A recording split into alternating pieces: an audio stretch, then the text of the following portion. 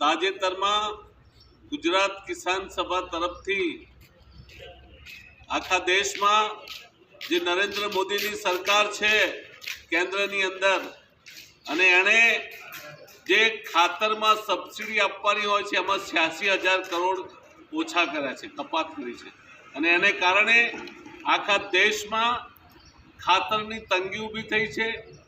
ખેડૂતોને અતિવૃષ્ટિના કારણે જે માર પડ્યો છે એમાં સરકાર સહાય ચૂકવતી નથી, પણ પડતા ઉપર પાટુની જેમ હાલમાં જે રવિ પાકમાં ખાતરની જરૂરત હોય એ ખાતર આજે મળતું નથી। ખાતર વેચનારી એજન્સીઓ એનો કાળો બજાર કરે છે। 370, 380, 400 રૂપિયા, 350 સુધી તમામ જગ્યાએ ખાતરનો કાળો બજાર થાય છે।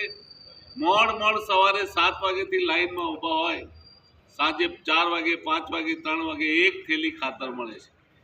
આ સરકારની પોલિસી આ પ્રકારની ખેડૂતોને છેતરવાની છે। મોદી સાહેબ કહેતા હતા કે હું ખાતો નથી ને ખાવા દેતો નથી, પણ આ તો બધા જ એમના ચેલાઓ ખાય છે ને ખવડાવે છે।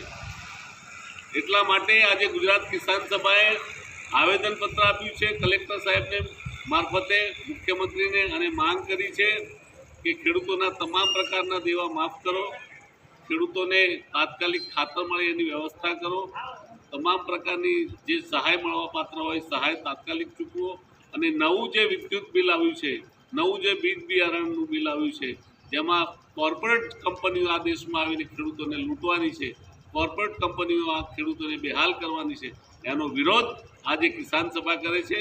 કિસાન સભા મારફતે આજે આવેદનપત્ર આપી માંગ કરવામાં આવી છે કે જો આ માંગણીઓ પ્રમાણેનું કામ નહીં થાય તો આગામી સમયમાં કિસાન સભા આખા દેશમાં આંદોલન થશે।